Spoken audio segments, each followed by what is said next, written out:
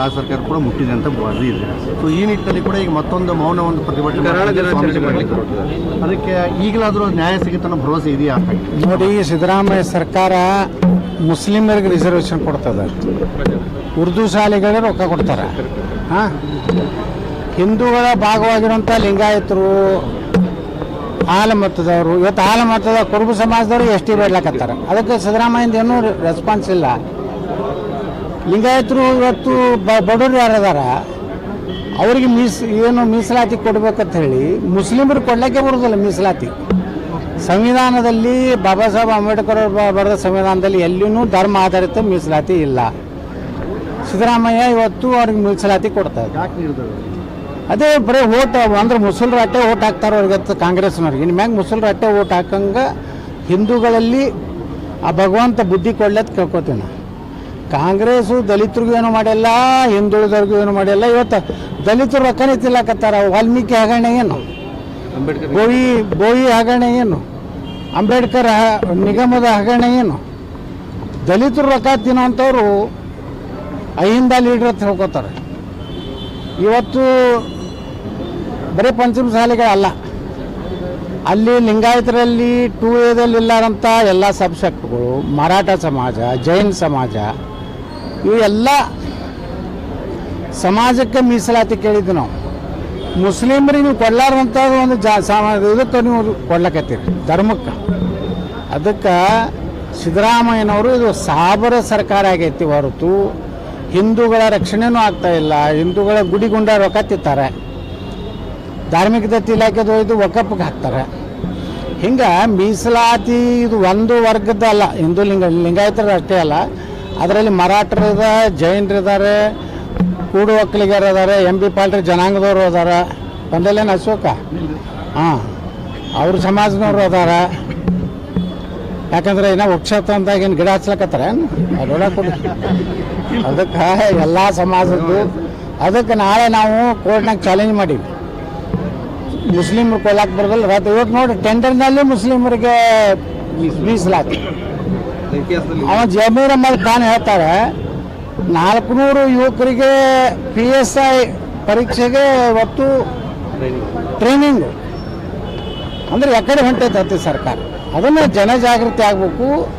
ನಾಳೆ ಅವ್ರು ಏನು ಮೌನ ಹೋರಾಟ ಮಾಡ್ತಾ ಇದ್ದಾರೆ. ಇನ್ನೂ ST ಜನಾಂಗದವರೇ ಇವತ್ತು ನಮ್ಮ ಕುರುಬ ಸಮಾಜದವರೇ ಹೋರಾಟ ಮಾಡೋರು ಅದಾರೆ. ನಿನ್ನೆ ನಮಗೂ ಪತ್ರ ಬಂದದ. ಮತ್ತು ಸಿದ್ದರಾಮಯ್ಯ ತನ್ನ ಸಮಾಧಾನಕ್ಕೆ ಮಾಡಲಾರ್ದೇ ಬರೀ ಸಾಬ್ರು ಬೆನ್ನ ಹತ್ತಾರೆ. ಅದಕ್ಕೆ ಇದು ಇನ್ನೂ ಹೋರಾಟ ನಿರಂತರ ಆಗ್ತದೆ. ನಿರುದ್ಯೋಗ ಯುವಕರ ಸಮಸ್ಯೆ ಐತಿ. 2.5 ಲಕ್ಷ ಹುದ್ದೆಗಳು ಖಾಲಿ ಅದಾವೆ. 2.5 ಲಕ್ಷ. ಅಲ್ಲಿ ಸರ್ಕಾರ ಬಳಿ ರೊಕ್ಕಿಲ್ಲ. ಈ ಮತ್ತೆ ವಿದ್ಯಾರ್ಥಿಗಳು ಬೆಳಗಾವಿಯಲ್ಲಿ ನಾಳೆ ಹೋರಾಟ ಮಾಡ್ತಾ ಇದ್ದಾರೆ. ಇದೇ ರೀತಿ ಸಿದ್ದರಾಮಯ್ಯ ಸರ್ಕಾರ ಸರಿಯಾದ ರೀತಿಯಲ್ಲಿ ಇವತ್ತು ನಿರುದ್ಯೋಗಿ ಯುವಕರಿಗೆ ಸ್ಪಂದನೆ ಮಾಡದಿದ್ದರೆ ಯಾವ ಸಮುದಾಯಗಳಿಗೆ ಅರ್ಹತೆ ಮೀಸಲಾತಿ ಇವತ್ತು ಸಿಗಬೇಕಾಗಿ, ಇವತ್ತು ಇನ್ನೂ ಒಳ ಮೀಸಲಾತಿ ಇನ್ನೂ ಕ್ಲಿಯರ್ ಇಲ್ಲ, ಇನ್ನೂ ಅದು ಗೊಂದಲನೇ. ಅದಕ್ಕೆ ಸರ್ಕಾರ ಸಂಪೂರ್ಣವಾಗಿ ಇವತ್ತು ಬೇರೆ ನಾಟಿ ಕೋಳಿ ಸಾರು ಇಡ್ಲಿ ವಡ ತಿನ್ನೋದ್ರಾಗನೇ ಕೂತಾರೆ. ಮತ್ತು ವಿರೋಧ ಪಕ್ಷ ಅಂತರೂ ವಿಜೇಂದ್ರ ಅಂತ ಪಾಪ ಏನು ಮಾತಾಡೋದೇ ಇಲ್ಲ. ಒಂದು ಹೆಸರು ಟಾವೆಲ್ ಹಾಕೋತಾನ, ಡ್ರೆಸ್ ಅಂತ 2-3 ಲಕ್ಷ ರೂಪಾಯಿ ಇರುತ್ತೆ. ಅದ್ರ ಮ್ಯಾಗ ಹೆಸರು ಹಾಕೊಂಡ್ಕೊಳ್ಳಿ ನೀವು ರೈತರು ಎಷ್ಟು ಹಾಲಿ ಕಿಸಿತಾರೆ. ರೈತ ನಾಯಕ ಜಯವಾಗಿಲ್ಲತ್ತಾರ. ಮೆಕ್ಕೆಜೋಳ ತೊಗೋತಾರೆ. ಆ ಸಕ್ಕರೆ ಕಾರ್ಖಾನೆ ಮೆಕ್ಕೆಜೋಳ ತೊಗೋಬೇಕಾದ್ರೆ ಅದ್ರ ರೇಟರೇ ಸರ್ಕಾರ ಕೊಡಬೇಕಲ್ಲ, ಅದ್ರ ಬೆಂಬಲ. ಅಲ್ಲಿ ಕೇಂದ್ರದವರು ಇಥನಾಲ್ ತೊಗೊಳಕ್ತಾ ಇರಲಿಲ್ಲ, ರಾಜ್ಯದವರು ಸಬ್ಸಿಡಿ ಕೊಡಲಾಗ್ತಾ ಇರಲಿಲ್ಲ. ಸುಮ್ಮನೆ ಹೇಳ್ತಾರೆ 3,500 ಕೊಡ್ರಿ, 4,000 ಕೊಡ್ರಿ. ಅದು ಎಲ್ಲಿ ಕೊಡೋದು ಏನು ಸರ್ಕಾರ? ಅವು ಕಾರ್ಖಾನೆಗಳ ಸಮಸ್ಯೆ ಕೇಳಕ್ಕೆ ಮುಖ್ಯಮಂತ್ರಿಗಳು ಅಪಾಯಿಂಟ್ಮೆಂಟ್ ಕೊಟ್ಟಿಲ್ಲ ಮೊನ್ನೆ ಸಕ್ಕರೆ ಕಾರ್ಖಾನೆ ಅದ. ಈ ಸ್ಥಿತಿ ಒಳಗೆ ಒಟ್ಟೆ ರೈತರನ್ನ ಪ್ರಚೋದನೆ ಮಾಡೋದು. BJP ಒಳಗಿರೋರು ರೈತರನ್ನ ಪ್ರಚೋದನೆ ಒಬ್ಬ ತಲೆ ಮ್ಯಾಗ ಉಳ್ಳಾಗಡ್ಡಿ ಇಟ್ಕೊಂಡಾನ. ಮೊನ್ನೆ ಇಲ್ಲಿ ಬಿಜಾಪುರನಾಗ ಮಾಡೋದಲ್ಲ, ಒಬ್ಬ ಕುಂಬಳಕಾಯಿ ಇಟ್ಕೊಂಡಾನ, ಮತ್ತೇನೇನು ಇಟ್ಕೊಂಡು ಅಡ್ಡಾಡಿದ್ರಲ್ಲ ಇಲ್ಲಿ ಬಿಜಾಪುರನಾಗ. ಹಿಂಗೇನಾರು ಆದ್ರೆ ಹೋರಾಟ ಆದ್ರೆ ಪ್ರೇಯರ್ ಸಿಕ್ಕಂಗೆ ಆಯ್ತಾನ. ನಾವೇ ನೋಡಲ್ಲ ವಿಧಾನಸಭೆದಾಗ ಏನು ವಿಧಾನಸಭೆಯನ್ನ ಮುತ್ತಿಗೆ ಹಾಕ್ತಾರೆ. ವಿಧಾನಸಭೆ ಒಳಗೆ ಮಾತಾಡೋದು ಬಿಟ್ಟು ಹೊರಗೆ ಮುತ್ತಿಗೆ ಏನು ಹಾಕೋದಿರಿ? ಸುಮ್ಮನೆ ಎಲ್ಲ ನಾಟಕ ಜನರಿಗೆ ಜನ ಮರಳು ಜಾತ್ರೆ ಮಾಡೋಣ ಅನ್ನಂಗೆ ಜನರನ್ನು ಮೋಸ ಮಾಡ್ಲಾಕತ್ತಾರೆ. ಅಧಿವೇಶನ ನಡುವೆ CM ಮತ್ತು DCM ನಡುವೆ CM ಆಗಿ ಮುಂದುವರಿತಾರೆ ಮುಂದುವರಿತು. ಸಿದ್ದರಾಮಯ್ಯ ಮಗ ಹೇಳ್ತಾನಂದ್ರೆ ಅಂದ್ರೆ ಯುದ್ಧ ಮುಂದುವರೆದ ಭಾಗ ಇದೆ ಅಂತ ಒಪ್ಕೊಂಡಂಗೆ ಆಯ್ತು. ಅಧಿವೇಶನದಲ್ಲಿ ಶುರುವಾಗುತ್ತೆ ಅನ್ಸುತ್ತೆ. ಏನು ನೋಡ್ಬೇಕು ಅಧಿವೇಶನದಾಗ ಏನು ಇಡ್ಲಿ ತಿಂತಾರೋ ದೋಸೆ ತಿಂತಾರೋ ಏನೋ ಒಬ್ರು ಕಪಾಳಿಗೊಬ್ರು ಹೊಡಿತಾರೋ ಯಾರು ನೋಡ್ಯಾರ. ಈಗ ಅಧಿವೇಶನ ನಾಳೆ ಚಾಲು ಅಲ್ಲ, ಇವತ್ತು ಹತ್ರ ಅಧಿವೇಶನ ಇರೋದಿಲ್ಲ. ರೈತರ ಪರವಾಗಿ ಆಗಲಿ ಅಥವಾ ಯಾವ ಜನಪ್ರತಿನಿಧಿಗಳು ಯಾರ ಪರವಾಗಿ ಆಗಲಿ ಅಥವಾ ಜನರಿಗಾಗಿ ಯಾವುದೇ ರೀತಿ ಮೀಟಿಂಗ್ ಮಾಡ್ತಾ ಇಲ್ಲ. ಬರೀ CM ಗದ್ದುಗೆಗೋಸ್ಕರ ದಿನನಿತ್ಯ ಒಬ್ಬರ ಮನೇಲಿ ಒಬ್ರು ಟಿಫನ್ನು ಅದೇ ರೀ ಸಕ್ಕರೆ ಕಾರ್ಖಾನೆದವ್ರಿಗೆ ಅಪಾಯಿಂಟ್ಮೆಂಟ್ ಕೊಟ್ಟಿಲ್ಲ. ಅವ್ರ ಸಮಸ್ಯೆ ಹೇಳಕ್ಕೆ ಅವ್ರ ಟೈಮ್ ಇಲ್ಲ. ಯಾವುದೂ ಡೆವಲಪ್ಮೆಂಟ್ದು ಮೀಟಿಂಗೇ ಇಲ್ಲ. ಬರೀ ಮುಂಜಾನೆ ಹೇಳೋಣ ಆ MLA ಕರಿ, ನನ್ನ ಜೊತೆಗಿರಪ್ಪ, ಈ MLA ಕರಿ, ನಿನಗೆ 50 ಕೋಟಿ ಕೊಡ್ತೀನಿ, 100 ಕೋಟಿ ಕೊಡ್ತೀನಿ ಅಂತ ಹೇಳ್ತಾರೆ. ಆದರೆ ಆಡಳಿತ ಅನ್ನೋದೇ ಕುಸಿದೋಗೈತೆ. ಅಧಿಕಾರಿಗಳು ಅದಕ್ಕೂ ಏನಾಗಿದೆ, ಭ್ರಷ್ಟ ಸರ್ಕಾರ ಇರೋದನ್ನ ಆಫೀಸರ್ ಅಂಜಲಾಗ್ಯಾರ. ರೊಕ್ಕ ಕೊಟ್ಟೆ ಬಂದಿರ್ತಾರೆ. ರೊಕ್ಕ ಕೊಟ್ಟು ಬಂದು ಆಫೀಸರ್ಗೆ ನೀವು ಹೋಗಿ ಕೆಲಸ ಮಾಡಂದ್ರೆ ಯಾಕ್ರಿ ನಾವು ನಿಮ್ಗೆ 50 ಲಕ್ಷ ರೂಪಾಯಿ ಕೊಟ್ಟು ಬಂದೀವಿ, ನಾ ಹಂಗೆ ಟೆಂಡರ್ ನಡೆದಂಗೆ ನಡೆದವ್ರು ಅಧಿಕಾರಿಗಳು. 5 ಕೋಟಿ 10 ಕೋಟಿ ವರ್ಗಾವಣೆ ಅನ್ನೋಂಥದ್ದು ಎಷ್ಟೇ ಆಗೈತಿ. ಮೊನ್ನೆ ಒಬ್ಬರು ಅಧಿಕಾರಿ ಹೇಳಿದ್ರೆ ನನಗೆ ಮೊದಲ 2 ಕೋಟಿ ಹೇಳಿದ್ರಂತ. ಯಾವುದೋ ಹೊತ್ತು ಹೇಳೋದಿಲ್ಲ. ಮತ್ತೊಬ್ಬರು ಬಂದ್ರತ್ತ 3 ಕೋಟಿ ಕೊಡ್ತೇನೆ ಅಂದ್ರತ್ತ. ಈಗ 3 ಕೋಟಿ ಕೊಡ್ತೇನೆ, ಅದು ಎಲ್ಲಿಗೆ ಬಂದಿತ್ತ 5 ಕೋಟಿಗೆ ಬಂದಿತ್ತ. ಈ ವ್ಯವಹಾರ ಇವತ್ತು ನಡೆದತ್ತೆ. DK ಶಿವಕುಮಾರ್ 70 ಶಾಸಕರಿಗೆ ಇವತ್ತು ನಾನು ಎಣಿಸ್ಲಕ್ಕೆ ಹೋಗಿಲ್ಲ, ನೋಡಿಲ್ಲ. ಸರ್, ಈಗ ಈ ಅತೃಪ್ತರ ಅನ್ನೋದು ಹೋರಾಟ ಅಂತೇಳಿ ನಿಮ್ಮನ್ನು ಹಿಡ್ಕೊಂಡೆ ಒಂದು ನಿಮ್ಮಲ್ಲೇ ಏನಂತಾನೆ ಅನೇಕ ಶಾಸಕರಿದ್ದರು. ರಮೇಶ್ ಜಾರಕಿಹೊಳಿ ಹಿಡ್ಕೊಂಡು ಅನೇಕ ಬಂಗಾರಪ್ಪನವ್ರ ಮಗಪ್ಪನ ಇದ್ದರು. ಈಗ ಅದನ್ನು ಹೊರತುಪಡಿಸಿ ಅವರು ಈಗ ಮತ್ತೊಂದು ಬಾರಿ ಮತ್ತೆ ಡೆಲ್ಲಿಗೆ ಹೋಗಿ ಮತ್ತೆ ಭೇಟಿ ಆಗ್ತೀವಿ ಅಂತೇಳಿ ಮತ್ತೊಂದು ಭೇಟಿಯಾಗಿದ್ದಾರೆ. ಅದಾದ ನಂತರ ಮತ್ತೊಂದು ರೌಂಡ್ ಕೂಡ ನೀವು ಕೂಡ ಒಂದು ಕೆಲವೊಂದು ಫೋಟೋನಲ್ಲಿ ಇದ್ದು ಅವ್ರ ಒಟ್ಟಿಗೆ ಇದ್ದು ಎಲ್ಲ ಹಳೆ ಫೋಟೋಗಳು. ನಾನು BJP ಉಚ್ಚಾಟನೆ ಮಾಡೋಕ್ಕಿಂತ ಮೊದಲಿನ ರಾಜನಾಥ್ ಸಿಂಗ್ ಬಂದಿದ್ದಲ್ಲ, ಎಲ್ಲ ಹಳೆ ಫೋಟೋ. ಈಗಿನ ನಾವು ಹೋಗೇ ಇಲ್ಲ ಎಲ್ಲೂ. ಈಗ ಬಿಜಾಪುರ್ನಾಗ ಹೇಳಕತ್ತೀನಲ್ರಿ. ಡಿಸ್ಕಷನ್ ಏನಾಗಿದೆ ಸರ್? ಏನೋ ಮತ್ತೆ ವಿಜೇಂದ್ರ ಅವ್ರು ತೆಗೆಯುವಂಥ ಇದೇನೋ ಅಥವಾ ಏನೋ ಅವ್ರನ್ನ ಮುಂದುವರಿಸ್ತಾರಂತ ಏನು ನೋಡ್ಬೇಕಲ್ಲ. ಅವರು ಏನೇನು ಮಾತಾಡಿದ್ರೆ ನಾನು ಪೂರ್ಣ ಇನ್ನೂ ಅವ್ರು ಯಾರೂ ಸಿಕ್ಕಿಲ್ಲ, ಇನ್ನೂ ಇಲ್ಲ. ಆದ್ರೆ ಭಾಳ ಪಾಸಿಟಿವ್ ಇದೆ ಅಂತ ಇಟ್ಟೆ ಹೇಳ್ಯಾರ. ನನಗೆಲ್ಲ ಸಂಪರ್ಕನೇ ಅದಾರೆ. LMPಗಳು ಇಡೀ BJP ಸಂಪರ್ಕನಾಗ ಐತೆ ನನಗೆ. ಇಲ್ಲಿ ಬಿಜಾಪುರನ ಚಿಲ್ಲರೆ ವ್ಯಾಪಾರಿಗಳು ಏನು ಅದಾರಲ್ಲ ಬಿಜಾಪುರದ, ಇವಕ್ಕೆ ಯಾರು ಹಳ್ಳಿ ನಾಯಕ ಕೇಳೋದಿಲ್ಲ. ಇವರೇನೋ 8 MLA ತರ್ತಾರ್ತ, ನಂದನವನ ಮಾಡ್ತಾರ್ತ. ಇವತ್ತರನ್ನ ಯಾರೂ ಫಾಲ್ತು ಕೇಳೋದಿಲ್ಲ. ಇವು ಫಾಲ್ತುಗಳು ಸುಮ್ಮ ಒದರ್ತಿರ್ತಾವೆ. ನೀವು ಭಾಳ ಮಹತ್ವ ಕೊಡಬೇಡ್ರಿ. BJP ಕಟ್ಟದವ್ರು ನಾನು ಕಟ್ಟಕೊಂಡೆ. ಇವು ಯಾವ ಫಾಲ್ತುಗಳು ನಿನ್ನೆ ಮೊನ್ನೆ ಮಾತಾಡ್ಯಾರ ನಿಮ್ಮ ಪತ್ರಿಕಾಗೋಷ್ಠಿ ಅಲ್ಲ, ಯಾವೂ ಇಲ್ಲ. ಇವ್ರು BJP ಕಟ್ಟದವ್ರು ಅವ್ರು ಯಾರೋ ಆ ಸ್ಟೇಜ್ ಮೇಲೆ ಗೊತ್ತಿದ್ರಲ್ಲ, ಅವು ಯಾವ ಫಾಲ್ತು ಅವು ಹಿಂಗೆ ಒದರ್ಕೋತ ಹೋಗ್ತಾವೆ. ಮುಂದೆ BJP ನಮ್ಮ ಕೈಗೆ ಸಿಗ್ತದೆ. ಇವಕ್ಕೆ ಯಾಕೋ ಟಿಕೆಟ್ ಕೊಡೋದಿಲ್ಲ. ಮೊನ್ನೆ ಸ್ಟೇಜ್ ಮೇಲೆ ಇದ್ದವಲ್ಲ, ಒಂದಕ್ಕೂ ಸಿಗೋದಿಲ್ಲ. ಸರ್, ನೀವೇನಾದ್ರು ವಾಪಸ್ BJP ಬಂದ್ರೆ ಸರ್ ಏನು ಅತೃಪ್ತರಾಗಿ ಅವರೆಲ್ಲ ಹೋಗಿದಲ್ಲ, ಅವ್ರು ಇರ್ತಾರೋ ಅಂತ ಪಾಪ ಕಟ್ಟು ಮಾಡಿ ಸಿಟ್ಟಿಂಗ್ MLA ಅದಾರ. ಅವರು ಯಾವುದೇ ಮುಗಿದ ಮ್ಯಾಗ ನೋಡೋಣತ್ತ ಕಟ್ಟಿಕೊಂಡು ಒಬ್ಬ ಒಳ್ಳೆ ಲೋಕಸಭಾ ಅಭ್ಯರ್ಥಿ ನಮಗೆ ಮುಂದಿನ ದಿವಸ ನಮ್ಗೆ ಒಳ್ಳೆ ಒಬ್ಬ ಲೋಕಸಭಾ ಅಭ್ಯರ್ಥಿ ಬೇಕಾಗ್ಯಾರ. ಈಗ ಬಿಜಾಪುರಕ್ಕೆ ಕೆಲಸ ಮಾಡಿರ್ಬೇಕಾಗ್ಯಾರ. ಈಗಿದ್ದು ಅದ್ರ ಬಗ್ಗೆ ನೀವು ಬರೀರಿಲ್ಲ, ನೀವು TVಯವ್ರು ಏನೂ ಬರೀದಿಲ್ಲಲ್ಲ.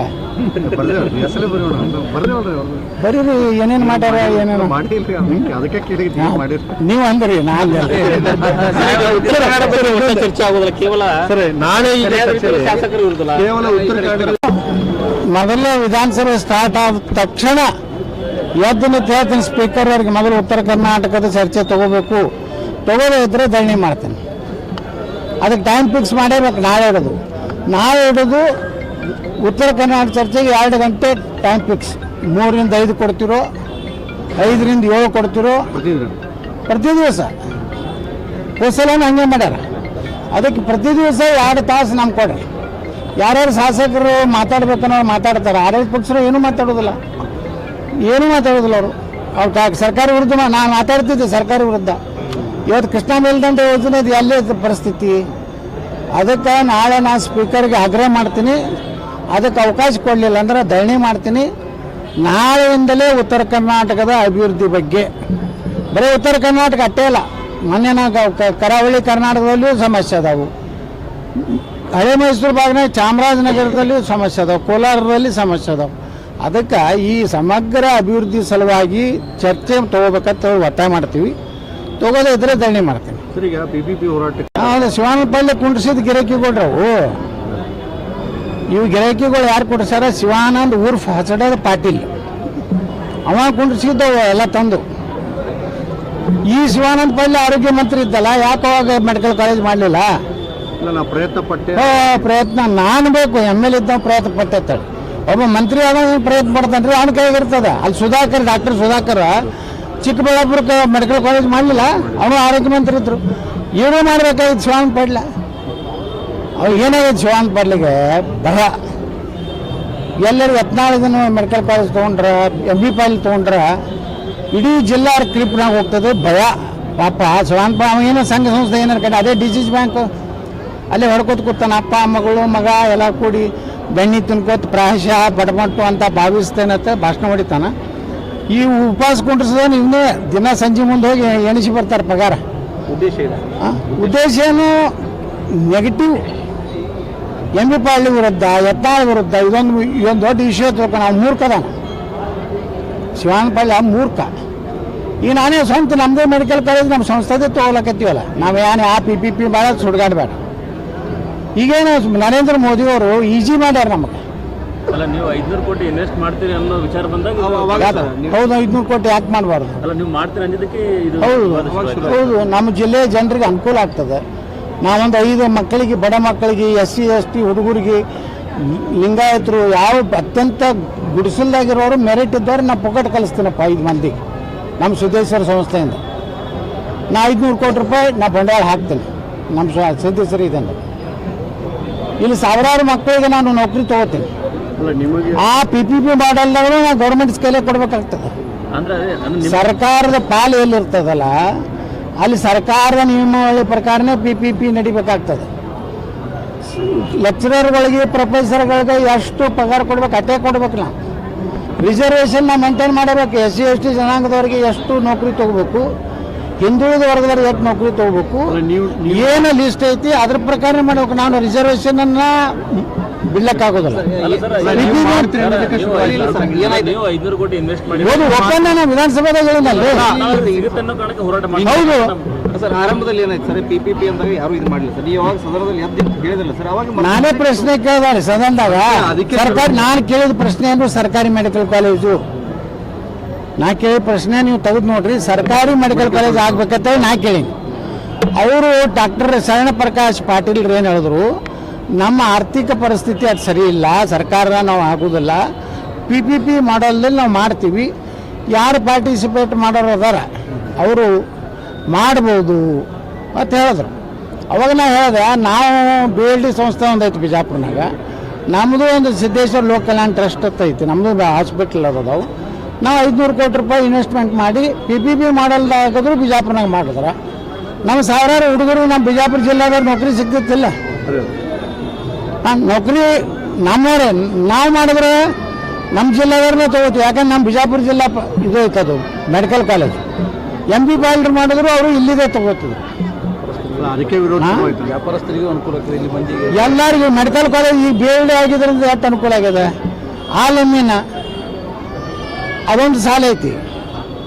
ಈಗ ನಮ್ಮದೊಂದು ಆಯ್ತು ಅಂದ್ರೆ, ನಮ್ಮದು ಮೆಡಿಕಲ್ ಕಾಲೇಜ್ ಆಯ್ತು ಅಂದ್ರೆ ನಮ್ಮ ಬಿಜಾಪುರದ ಜನರಿಗೆ ನೂರಾರು ಹುಡುಗರಿಗೆ ನೌಕರಿ ಆಗ್ತದೆ, MBBS ಸೀಟ್ ಸಿಗ್ತದೆ. ನಾಳೆ MBBSಕ್ಕೆ 5 ಹುಡುಗರು ನಾ ಪುಕ್ಕಟ್ ತೊಗೋತೀನಿಪ್ಪ, ದತ್ತಕ್ಕೆ ತೊಗೋತೀನಿ.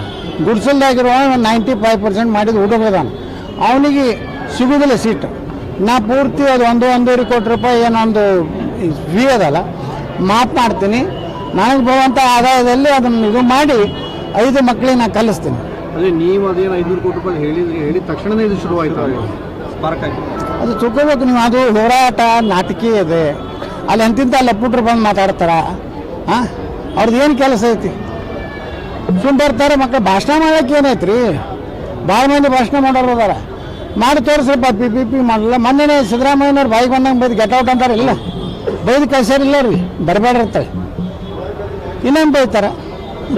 ಒಂದು ವೇಳೆ ಶಿವಾನಂದ ಪಾಟೀಲ್ ಪ್ರಯತ್ನ ಮಾಡ್ಲಕತ್ತಲ್ಲ, ಇದೆಲ್ಲ ನಾಟಕ. ಇದು ಶಿವಾನಂದ ಪಾಟೀಲ್ ಯಾವ ಉದ್ದೇಶನೂ ಸರಿ ಇಲ್ಲ. ಏನು ಯಾವ ಸಂಘ ಸಂಸ್ಥೆ ಕಟ್ಟಾದ್ರೆ ಬಿಜಾಪುರನಾಗ? ಅದೇ DCC ಬ್ಯಾಂಕ್, ಅದು ಸರ್ಕಾರದ ನಬಾರ್ದು ಕಡಿಮೆ ಬಡ್ಡಿ ರೊಕ್ಕ ಬರ್ತದೆ. ಸೂಟ್ ಆಗಾನೆ ತನ್ನ ಇಟ್ಟು ಖಾತೆ ಒಳಗೆ ಸೇರಿಸಿರ್ತಾನೆ, ಮಾಫ್ ಮಾಡ್ಕೊತಾನೆ. 0% ಇಂಟ್ರೆಸ್ಟ್ನಾಗ ತಾನೇ ತೊಗೊಂಡಿರ್ತಾನೆ. ಇಟ್ಟು ನಾಟಕ ಮಾಡ್ಕೊತು ಭಾಷಣ ಮಾಡ್ಕೊತ ಹೊಂಟಾರ. ನೀವು ಏನಾದ್ರು ಶಿಕ್ಷಣ ಸಂಸ್ಥೆ ಕಟ್ಟೆ ಶಿವಾನಂದ ಪಾಟೀಲ್ 30 ವರ್ಷ ಆಯ್ತಪ್ಪ. ಮೆಡಿಕಲ್ ಕಾಲೇಜ್ ಮಾಡಿದ್ರೆ, ಯಾವ್ದಾರ ಬಡವರು ಒಂದು ಗೋಶಾಲೆ ಮಾಡಿದ್ರೆ, ಒಂದು ಸಣ್ಣ ಹಾಸ್ಪಿಟ್ಲಿಗೆ ತೆಗೆದ್ರೆ ಬಿಜಾಪುರ ಇಲ್ಲ. ಜನ ಹುಚ್ಚದಾರ ಅವನೇ ಹುಲಿ ಇಲಿ ಅನ್ಕೋತ ಅದಾಡ್ತಾವ. ಸರ್ ಸರ್ ಈಗಲೂ ಏನು PPP ಆಗುತ್ತೆ ಸರ್ಕಾರದಿಂದ ಆಗುತ್ತೆ? ನಮಗೆ PPP ಆಗಲಿ ಸರ್ಕಾರರೇ ಆಗಲಿ ಒಟ್ಟು ಮೆಡಿಕಲ್ ಕಾಲೇಜ್ ಅಂದ್ರೆ ಮೊದಲು ಆಗ್ರಹ ಮಾಡಿದ್ರು ನೀವೇ ಸರ್ ಸದನದಲ್ಲಿ ಸರ್ಕಾರ ನಾನೇ ಮಾಡಿದ ಅವ್ನು ಸುಧಾಕರ್ ಇದ್ದಾಗ ನಾನೇ ಬೆನ್ನ ಹತ್ತದವ. ಗೌರ್ಮೆಂಟ್ ನಾನು ಪ್ರಶ್ನೆ ನೀವು ಓದ್ಬಿಡ್ರಿ, ಕ್ಲಿಯರ್ ಐತಿ. ಸರ್ಕಾರಿ ವೈದ್ಯಕೀಯ ಕಾಲೇಜು ಅತ್ತೆ PPP ಮಾಡೋಣ ಒಂದು ಸ್ವಾಗತ ಮಾಡೀನಿ. ಯಾರು ಬೇಕಾದ್ರೂ ಇಡೀ ದೇಶನಾಗ ಯಾರು ಬೇಕಾದ್ರೂ ಪಾರ್ಟಿಸಿಪೇಟ್ ಆಗ್ಬೋದು ಅಂತ ಸಣ್ಣ ಪ್ರಕಾಶ್ ಹೇಳಿದ್ರು. ಇವತ್ತು ನನಗೆ ಸಿಗ್ಬೋದು, ಮತ್ತೊಬ್ಬ ಪ್ರಭಾಕರ್ ಕೋರೆಗೆ ಸಿಗ್ಬೋದು, ಶ್ಯಾಮ್ನೂರು ಶಿವಶಂಕರ್ಗೆ ಸಿಗ್ಬೋದು. ಯಾರ್ದು ಹೆಚ್ಚು ರಾಜಕೀಯ ಪ್ರಭಾವ ಸಿಗ್ತದೆ. ಆದ್ರೆ ಅದು ಸಿಕ್ಕರೂ ಸಹಿತ ನಾವೊಂದು ಮೆಡಿಕಲ್ ಕಾಲೇಜ್ ಬೇರೆ ಮಾಡ್ಲಕತ್ತೀವಿ. ನಮ್ಮ ಮೆಡಿಕಲ್ ಕಾಲೇಜ್ ನಡೆಯುತ್ತೆ ಅಲ್ಲಿ ನಾವು ಇವಾಗ ಡಿಕ್ಲೇರ್ ಮಾಡಿ 5 ಬಡ ಮಕ್ಕಳಿಗೆ ನಾವು ಫ್ರೀ ಕೊಡ್ತೀವಿ. ಈಗ MB ಪಾಲ್ರೇನೋ ಕೊಲ್ಲಕತ್ತಾರ ಹಂಗೆ ನಾವು ಕೊಡ್ತೀವಿ. ಸರ್ ಈಗ ಏನಂದ್ರೆ ಕೇಂದ್ರ ಸರ್ಕಾರದ ವಿರುದ್ಧ ಹೋರಾಟ ಅನ್ನೋ ರೀತಿ ಆಯಿತು. ಆಮೇಲೆ ಎಲ್ಲ ಪಕ್ಷದವ್ರಿಗೆ ಇನ್ವಾಲ್ವ್ ಆದ ತಕ್ಷಣ ಅದು ಕೇವಲ PPP ಅನ್ನಂಗೆ ಆಯಿತು. ಅದು ನೀವು ಇನ್ವೆಸ್ಟ್ ಮಾಡ್ತೀರಿ ಅನ್ನೋ ಕಾರಣಕ್ಕೆ ಆಗಿದೆ ಅಂತ. ಮತ್ತೇನು ಮಾಡಬಾರ್ದ್ರ ನಾವು? ಅಲ್ಲ ನೀವು ಮಾಡ್ತೀರಿ ಅನ್ನೋ ಕಾರಣಕ್ಕೆ ವಿರೋಧ ಮಾಡ್ತೀವಿ. ಅವರು ಇನ್ವೆಸ್ಟ್ಮೆಂಟ್ ಮಾಡ್ತೀನಿ ಅಂದ್ಕೊಂಡು ಶುರು ಆಯ್ತು ಹೋರಾಟ ಅಂತ. ನಾನು 500 ಕೋಟಿ ರೂಪಾಯಿ ಇನ್ವೆಸ್ಟ್ ಮಾಡೋದಿಲ್ಲ ಇವತ್ತು ಹೇಳ್ತೀನಿ. ನೀನು ನಿಂದಿಸ್ತೀರ ಹೋರಾಟ? ಯತ್ನಾಳ್ ಅವರು ವಿರೋಧ ಮಾಡೋ ಇಲ್ಲ, 500 ಕೋಟಿ ರೂಪಾಯಿ ನಾನು ಇನ್ವೆಸ್ಟ್ಮೆಂಟ್ ಮಾಡೋದಿಲ್ಲ ಅಂತ ವಾಪಸ್ ತಗೋತೀನಿ. ಅವ್ರು ಬಿಡುದೇ ಇಲ್ಲ, ಅವ್ರಿಗೆ ದಿನ ಪಗಾರ ಬರ್ತೈತೆ ನಮ್ಮ ವಿಚಾರ ಪಾಡ್ಲಿದ್ದು. ಸರ್ ಈಗ ಅಧಿವೇಶನದಲ್ಲಿ ಗೋ ರಕ್ಷಣಾ ಕಾಯ್ದೆ ಏನಿತ್ತು ಅದನ್ನ ತಿದ್ದುಪಡಿ ಮಾಡಬೇಕು ಅನ್ನೋ ಸಡಿಲಿಕೆ ಮಾಡಬೇಕು. ಯಾವುದು ಇದನ್ನ ಚೇಂಜ್ ಮಾಡ್ಲಕತ್ತಾರ. ಇದರ ಭಾಷಣ ಯಾವುದದು ದೇಶಪೂರಿತ ಭಾಷಣ, ಅದು ಟಾರ್ಗೆಟ್ ನಮ್ಮನೇ ಇದ್ದದು. ಈಗಾಗಲೇ ಅವ್ರು ಹೈಕೋರ್ಟಿಗೆ ಮತ್ತೆ ನನ್ನ ಮ್ಯಾಗಿನ ಎಲ್ಲ ಏನು ಸ್ಟೇ ಅದು ವೆಕೆಟ್ ಮಾಡ್ಬೇಕಂತ ಮೊನ್ನೆ ನೋಟಿಸ್ ಕೊಟ್ಟಾರೆ ಹೈಕೋರ್ಟ್ನಲ್ಲಿ. ಅವರ ಉದ್ದೇಶ ಹಿಂದೂಗಳ ಪರವಾಗಿ ಯಾರು ಮಾತಾಡೋರನ್ನ ಟಾರ್ಗೆಟ್ ಮಾಡಬೇಕು ಅನ್ನೋದ್ಬಿಟ್ಟು. ಪಾಪ ಅವ್ರು ವಿಜೇಂದ್ರನ ಮಾಡೋದಿಲ್ಲ, ಅಶೋಕನ ಮಾಡೋದಿಲ್ಲ. ಅವ್ರಿಗಿರೋದು ಬಸವನಗೌಡ ಪಾಟೀಲ್ ಯತ್ನಾಳದೇ ಅಂಜಿಕೆ ಐತಿ ಕರ್ನಾಟಕದಾಗ. ಅದಕ್ಕೆ ಆ ಬಿಲ್ ನನ್ನ ಸಲಕ್ಕೆ ತರ್ಲಕತ್ತಾರೆ. ಅದಕ್ಕೆ HK ಪಾಟೀಲ್ಗೆ ಧನ್ಯವಾದ ಸಲ್ಲಿಸ್ತಾರೆ. ಸರ್ ಅದು ವಿರೋಧನ ಹೆಂಗೆ ನೀವು ವಿರೋಧ ಮಾಡೋದಿಲ್ಲ? ಮತ್ತು ವಿರೋಧ ಮಾಡಲಾರ್ದೆ ಸಪೋರ್ಟ್ ಮಾಡ್ತೀನಿ ರೀ. ಈ ಗೋ ರಕ್ಷಣಾ ಅದಕ್ಕೆ ತಾವು ಯಾವ ರೀತಿಯಲ್ಲಿ ಈಗ ಅಧಿವೇಶನ ನೋಡೋಣ, ಅಲ್ಲಿ ಎಲ್ಲರೂ ಕೂಡ್ತೀವಿ. ಯಾರು ನಮ್ಮ ಗೋ ಪ್ರೇಮಿಗ ಶಾಸಕರಿದ್ದಾರೆ ಎಲ್ಲರೂ ಕೂಡಿ ನಿರ್ಣಯ ತಗೋತೀವಿ. ಯಾಕಂದ್ರೆ ಒಂದು ಪಾರ್ಟಿ ಇದಲ್ಲ, ಯಾರ್ಯಾರು ಗೋಗಳ ಬಗ್ಗೆ ಸನಾತನ ಧರ್ಮಕ್ಕೆ BJP ಹೋಗೋದಾರ, JDSನಾಗೂ ಅದಾರ, ಕಾಂಗ್ರೆಸ್ನಾಗ ಅದಾರ, ಎಲ್ಲರೂ ಕೂಡಿ ಅದಕ್ಕೇನು ನಿರ್ಣಯ ತಗೋತೀವಿ. Thank you sir.